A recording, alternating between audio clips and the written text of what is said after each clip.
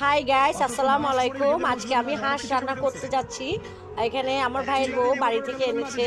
আমি তাকে বলছি আনার জন্য, সে নিয়েছে। এখন আমি চুলাতে ডেচকি বসেছি গরম পানির। এখন গরম পানি করব সেই হাঁসগুলো কোটা ছুলে নেওয়ার জন্য।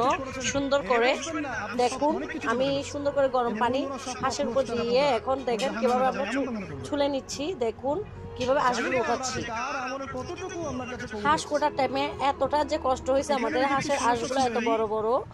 আর সেখানে দেখুন আমরা এখানে মজা করছি। দুনু ননদ আর নন্নসে মানে হাসাহাসি ঠাট্টা মস্কারি অনেক সুন্দর হয়েছে। কোটা থেকে এত যে আনন্দ অনুভূতি হচ্ছে, প্রথম ফার্স্ট হাঁস রান্না করতে যাব, অনুভূতিটা অন্যরকম লাগতেছে। কথা বুঝছেন? দেখুন কত সুন্দর করে হাঁসের হাঁসগুলো উঠাচ্ছি। এত শক্ত কি বলবো যে, আর দেখুন লাস্ট পর্যন্ত সাকসেসফুল হয়েছি। এখন আমাদের দেখুন আমরা কিভাবে ছেঁকে নিচ্ছি আগুনের মধ্যে। দেখুন এত যে সুন্দর হয়েছে হাঁসটাকে খেতে আমাদের অনেক ভালো লাগবে। কি বলবো, জান্নাতে প্রবেশ করানোর জন্য নিয়ে যেতে বলা হবে, যাও আমার রহমতে জান্নাতে চলে যাও। আল্লাহ পাক তাকে কথাটা বলবেন।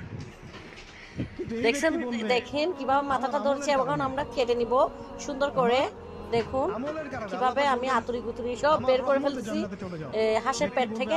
এখন হাঁসটা আমরা সুন্দর করে কেটে সুন্দর করে নিয়ে নিব। দেখুন এটা হচ্ছে বেড়া হাঁস। আর বেড়া হাঁসটা কাটতে এতটা কষ্ট হয়নি, কিন্তু বেড়ি হাঁসটা কাটতে অনেক কষ্ট হয়েছে, কারণ তার হাঁসগুলো অনেক বড় বড় এবং সে তার গায়ের লোমগুলো অনেকগুলো ঘনভাবে। দেখুন এখন আমি মাংসগুলো কতটুকু করতেছি, কত সাইজে করতেছি দেখুন। কিন্তু হাঁসের মাংস কাটতে গেলে কষ্ট হয়, একটু শক্ত, মানে কি বলবো। এখন সাকসেসফুল হয়ে দেখেন আমি কিভাবে মাংসগুলো পাতিলে নিয়ে নিচ্ছি রান্না করার জন্য। কত সুন্দর করে ধুয়ে টুয়ে নিলাম, নিয়ে এখন পাতিলে নিয়ে নিচ্ছি। বলবেন যে তোমাকে যে আমি সুন্দর করে পানি ঝরিয়ে সুন্দর করে নিয়ে নিব আমরা। তুমি নিজে করেছো না আমি করেছি? এখন আমি এখানে মশলা সবগুলো দিব। এখানে আমি মশলাগুলো সবকিছু সাজিয়ে নিয়েছি। এখন দেখুন আমি কিভাবে কি করছি। এটা হচ্ছে গোটা মশলা, এটা এখন এক পাশে রেখে দিব। তারপরে আমি প্রথমে দিয়ে দিব এখানে মশলার গুঁড়ি, গরুর মশলা। তারপরে হচ্ছে এখানে দিয়ে দিব ধনিয়ার গুঁড়া। কিয়ামতের মাঠে এমন অনেক ঘটনা ঘটবে যেটা আমাদের চিন্তার বাইরে। ধনিয়ার গুঁড়া 3 চামচ দিয়ে দিলাম। তারপর হচ্ছে মরিচের গুঁড়া দিয়ে দিব 4 চামচের মতো।